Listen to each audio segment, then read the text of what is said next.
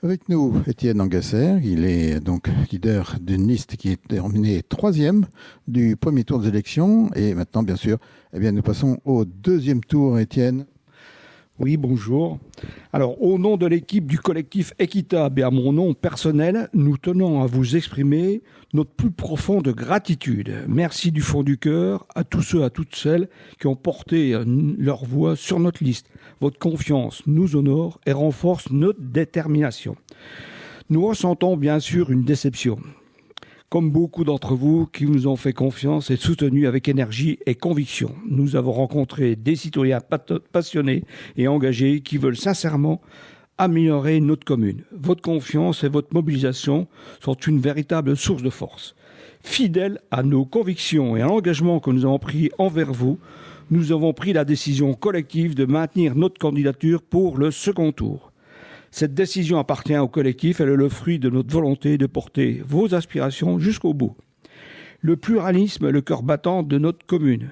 Pour que la démocratie vive pleinement, il est essentiel de participer à la vie communale afin de faire valoir certains de nos projets.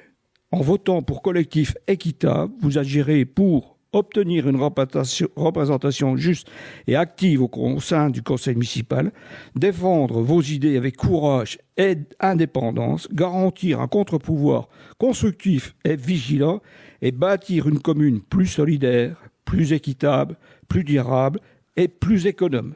Chaque voix compte pour faire le débat, pour une gestion plus transparente et pour que vos préoccupations soient entendu, nous comptons sur votre mobilisation massive dimanche prochain. Ensemble, faisons entendre une voix différente. Ensemble, faisons vivre la démocratie.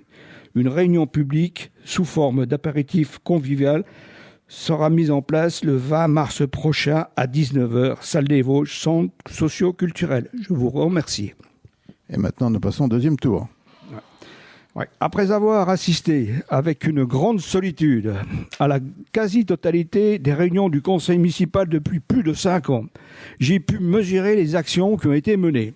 L'équipe municipale qui se déchire en ce moment même a voté le transfert à la Comcom des compétences eau et assainissement au 1er janvier 2025, alors que cette compétence n'était pas obligatoire. Cette compétence s'est accompagnée par un chèque de 1 400 000 € de la commune de Saint-Labor vers la Comcom. Cela a permis d'acheter des nouveaux véhicules, mais pas de renforcer le réseau d'eau qui est efficient à 70%. C'est-à-dire que tous les 10 litres pompés dans les sources, 3 sont perdus.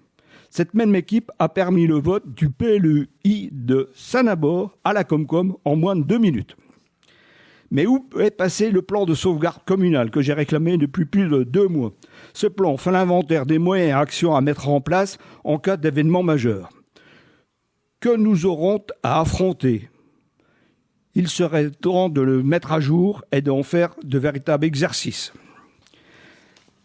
Durant l'épisode neigeux de février, les élus ont préféré se rendre à l'invitation des vœux d'un maire plutôt que de créer une cellule de crise communale afin de venir en aide à leur population. Merci pour la zone de quiétude de Sainte-Anne, avec la création d'une zone de 50 000 m² dédiée au commerce et artisanat sur des terres agricoles communales.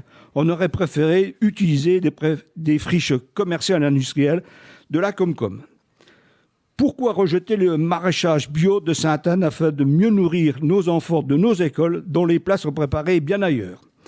La marge d'autofinancement hors transfert budget annexe est passée de 923 000 € en 2020 à 537 000 € en 2024.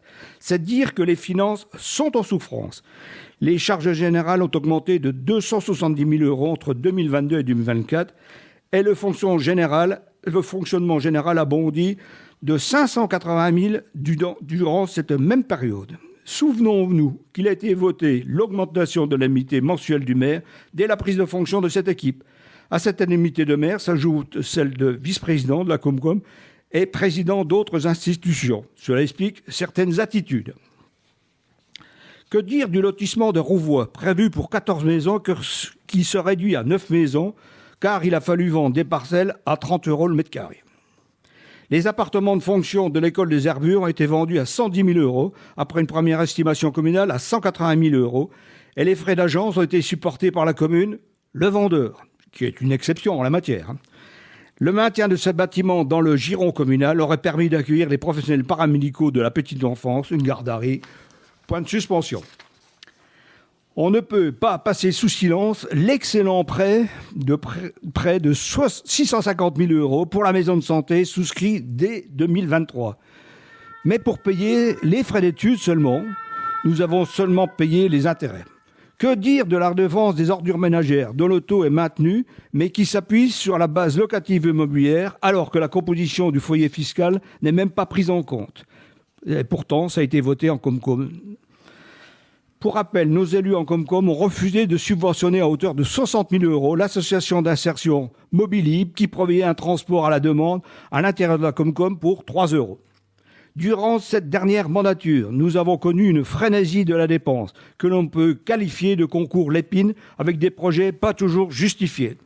Les travaux de Moulins ont assuré une meilleure visibilité de Remiremont et renforcé la sécurité aux abords du lycée. L'installation du parking des cars sur l'ancien intermarché, l'intermarché initial, je parle, aurait été une solution plus efficace et moins onéreuse. Les piétons ont été laissés pour compte puisque devant traverser la route. Pour ces travaux, Saint-Nabord a dû débourser 1,4 million €, 2 tranches non mentionnées dans la gazette semestrielle. Pour le Pumtrack, là où Remiremont fait prendre en compte son stade VTT par la Comcom, Saint-Nabord finance communalement 7 équipements. Comme disait le président Poncet, les subventions viennent aussi de notre poche. Les projets pharaoniques devraient se poursuivre avec la réfection de la rue Charles de Gaulle pour 1 million € et la réalisation d'une passerelle piéton-vélo à Renfin pour 300 000 €. Quelques pots de peinture permettraient de canaliser la mobilité douce en toute sécurité par la rue de Montiroche. Voilà un peu de pragmatisme. Toujours plus d'impôts devraient être remplacés par toujours plus d'économies. Le vrai courage politique n'est pas d'augmenter les impôts, mais de réduire la dépense. Merci et bon courage aux investisseurs privés de valoriser la friche industrielle de Montiroche à l'entrée de notre commune et de la transformer en maison de santé. Nous souhaitons une pleine réussite à ce projet où la précédente équipe municipale a échoué lamentablement depuis 6 ans. On ne peut pas diriger conjointement la municipalité pendant 6 ans et nous expliquer maintenant qu'il y avait un profond désaccord entre M. Calmels et Mme Nolin. Ces 2 listes sont donc des frères jumeaux. Pour toutes ces raisons, votez pour le collectif équitable qui apportera solidarité, économie, durabilité et justice dans notre commune. Merci beaucoup. Merci Étienne, à dimanche.